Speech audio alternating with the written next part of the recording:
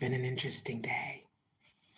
I got to the library a little after 2:15 exactly, actually. I was registered to do my taxes. Praise the Lord, I get a refund. Now, you know I had that Zoom at 4. So I go to download the Zoom app. I get inside the Zoom app, finally, after about 10 minutes. And it says, somebody else is hosting this meeting. And I'm the host. The email it was sent to, I went ahead and I said, well, okay, let me register with this email. Well, not register, but go in with the email that it sent for my calendar. I go in and it starts to sign me up like I'm a new person. I am not new. Do not sign me up like a new person. And so I got out of that and I went back to my original. I had to do that about 5 times before it finally let me in. All the while, folks was working on my taxes.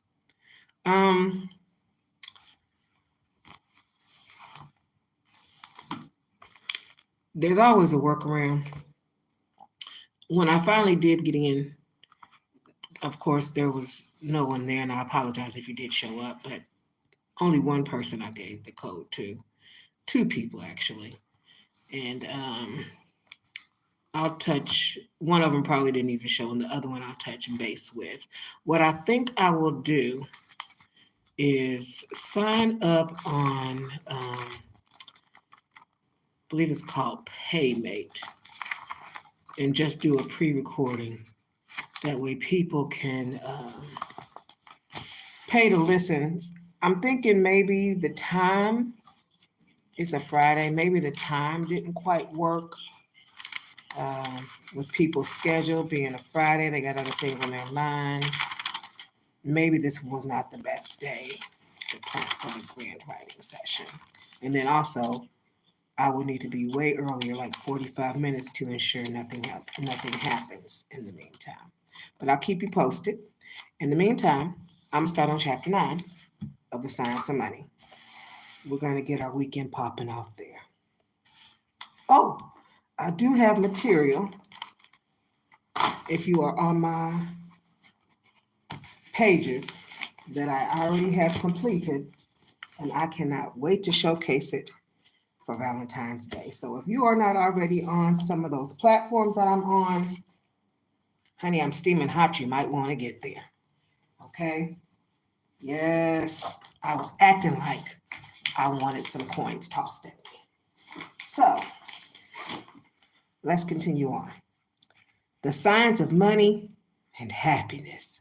Yeah, that's what was going through my brain while I was shaking it. The Science of Money and Happiness. Okay. An overview would not have been complete without dissecting the controversial topic of money and happiness. Instead of love and happiness, it should be money and happiness. Or maybe a healthy balance. After all, what good is earning a great income and creating great wealth if it doesn't leave you happy and fulfilled as a human being? I call that full joy. So I hope you full joy, LOVETubers, your weekend. In this session, Brian will discuss some of the counterintuitive research on this topic. He will also tell you how to make sure that your own personal happiness increases as fast as your bank account. Dan. Brian, let's begin by outlining how money and happiness are related. First, discuss the latest research that shows that more money provides more happiness up to around a middle class level of existence, $5,000 a year household income on average. Above that point, additional money does not correlate well with an increase in happiness. What are your thoughts on these statistics? Do they line up with your own experience moving from a very low income to great wealth?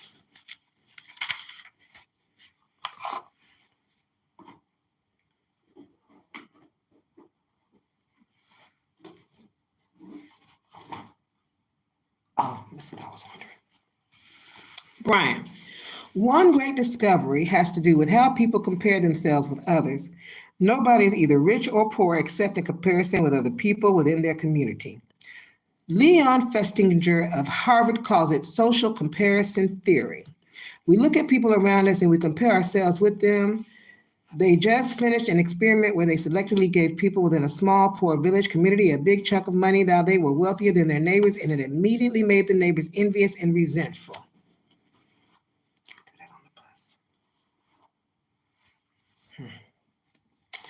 People who had at the same level all the time suddenly had more money and could buy better things and have a slightly better standard of living. It made the others angry. It does. It makes people very angry.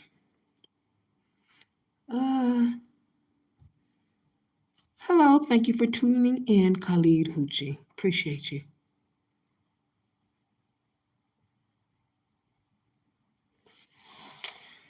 But over time, the anger subsided and feelings went back to neutral. Researchers have also found that when people earn more money, they compare themselves upward. I remember my original goal way back in the 60s when I started working was to achieve $100,000. If I had $100,000, and of course the money was worth much more at that time, I thought that I would really have succeeded. Then I began to meet other people who were worth substantially more. I got into the investment sales. I like when he talks about his history. People invested $1,000, $250,000 with me, and the investment funds were worth millions. Then I started to become aware of the people who were living in million-dollar houses and had million-dollar incomes. So over time, unconsciously, I began to raise my standards for myself to raise my aspirations. Elevation. Taste buds, the taste. I want to taste something different. I looked at people earning more than me. You look at people that are about one or two spaces ahead of you. You compare yourself with them and you become discontent. But I wasn't looking at people like Warren Buffett who were earning billions. So we compare ourselves upward. When people reach their first $1 million, they are happy. But then they start thinking about 2 million. They start looking upward at people who have 2 million. When you get to 2 million, you look at people who have 5 million. When you go to 5 million, you look at the people who have 10 million. When you get to 10 million, you look at the people who have 20 million. You know what? I watched a video. Rabbi, I believe his name was Rabbi. And he was talking about men. What Scares Men, I believe is the title of that video. He goes, he works on the side of the house. He gets it all together. He's put all his sweat and his brow into it. The room that he worked on the side of the house looks marvelous. The wife compliments him, her honeydew, on the room being fabulous and an excellent addition to the house. This is what this paragraph reminds me of, because she thinks it's wonderful. And he thinks, what else can I do to improve it? It's not good enough. He's not satisfied, but she is.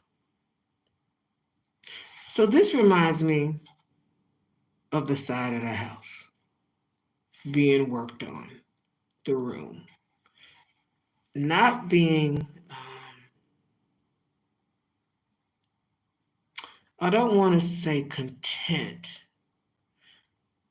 but maybe not being complacent. Always wanting to rise, do better, see a different perspective, in growth, if not growth enhancement is what I'm picking up. Okay. And that was Rabbi, Rabbi, if you want to look up his video. I think I got it on my page, actually. People are always striving upward, and this really is a healthy thing. I call it divine discontent. Oh, so he has a whole word for it. Isn't that lovely?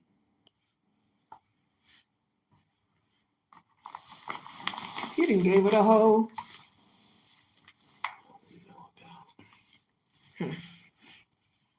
You strive. Psychologists have found that your level of happiness or satisfaction is directly proportionate to where you are relative to where you thought you should be or expected to be at this stage of life. Where you are, thought you should be, could be, expected to be at this stage. That is 4 items.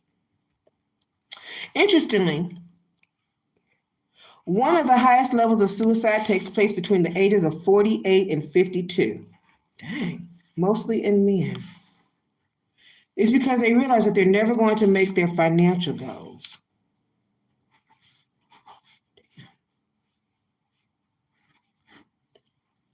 They're not going to be millionaires. They're not going to be company owners.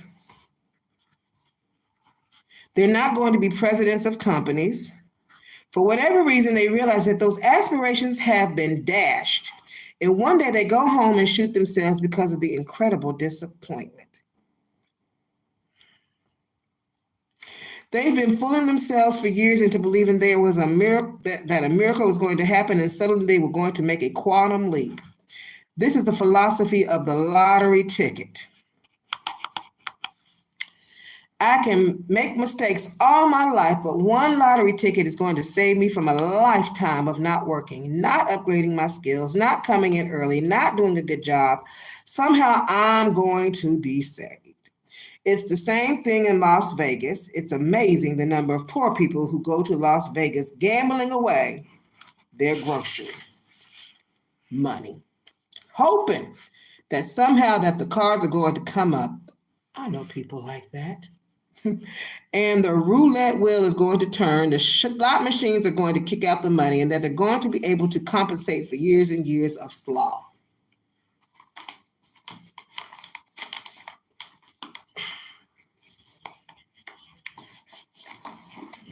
That's going to bug me till I find out the proper name. I'm going to look that up while I'm reading. Another thing to remember is that money doesn't make you happy. Like to find out. That's why I am here, okay? Personally, for my own experience, okay? I can judge it later after I get the money. All right. It's the feeling that you are accomplished at what you do, that you've been able to make this kind of money, that you've been able to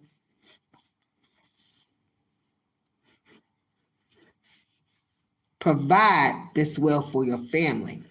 That makes you happy. Happy. Define. It's a feeling that you are fulfilling more and more of your potential, and here it's measurable. You can actually see the dollar measure. Wealthy people will say that up to a certain point, money is just a measure of your ability to cover your cost of living and things like that. You strive for it, but after a point, you try to hold on to as much as possible, but paying as little in taxes as possible by protecting it, by preserving it, by doing due diligence. But it's not the money itself, it's just a measure. You can be sure that Warren Buffett is not working for the money, he's working for the pleasure he gets from his work. The money is simply a measure of how well he's doing. Pleasure. That's a beautiful word. I like that word. If you're an investment advisor, there's a very good measure how well you're doing for your clients, because that indicates how well you're doing for yourself. So money becomes a master, and we judge ourselves against this measure. Dan, in your experience, what is the biggest misconception that most people have about money and wealth as they relate to happiness? Brian, Abraham Lincoln once said that a person is just about as happy as they make up their mind to be. Joy. Each person has a particular level of happiness, It's almost like a thermostat that sets at the level and they keep going back to that level of happiness. I know people like that too. If a person wins a lottery, their happiness may spike for a period of time, but then it all goes back to where it was before. Most people who invest in lottery tickets aren't very happy with their lives. So they invest in lottery tickets and they win, and for a while they're ecstatic about the money. The money goes through their fingers in about 2 years, and then they're just as miserable as they were before. It doesn't change their lives. Woo! The lotto. Other people would be pretty happy and then say they lose 2 legs in an accident. They'll go through the trauma of having lost 2 legs and being in a wheelchair for life, but after about 6 to 12 months, they're just about as happy as they had been before the accident, and they're cheerful again. People have an automatic happy stat if you like, and they keep going back to it. The goal is to work on yourself and raise that level so that you're generally happy most of the time. This requires goals, hard work, becoming good at what you do, good relationships, health, and a whole lot of other things.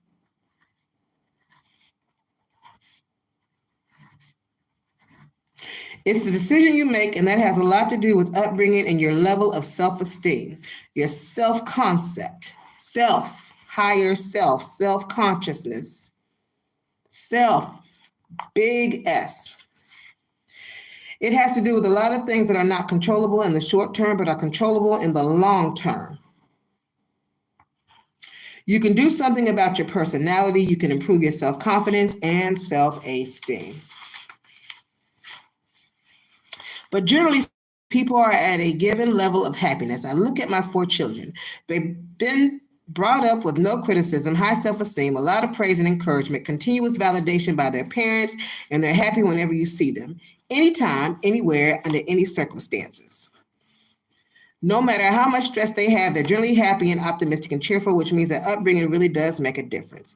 Now, if people have a certain standard of living that they're accustomed to and their income drops and they can't afford that standard of living, that can make them really unhappy. The disparity between where they feel they should be and where they are can really cause them anger and frustration. However, here's what happens. Each person has a self-concept level of income. If they go above their self-concept level of income by more than 10%, they engage what we call throwaway behaviors. They start to gamble money, spend it, go on vacation, somehow get rid of the money. If they earn 10% less than the self-concept level of income, they engage in scrambling behaviors. They start to work harder, work longer, upgrade their skills, and get back into the comfort zone. Longer, upgrade. Welcome to the comfort, this whole comfort zone thing. Get uncomfortable. Comfort zone. All right. We're going to end there for right now. I'm headed to a poetry party. So, so I'm going to wrap this up, but I will be back. I want to finish out. We don't have much, so I want to finish out the actual 9 and 10 by end of the weekend with you guys. All right, so we're not going to wait till Monday to do that, okay? All right, have a good weekend, and I'll see you later. Mwah.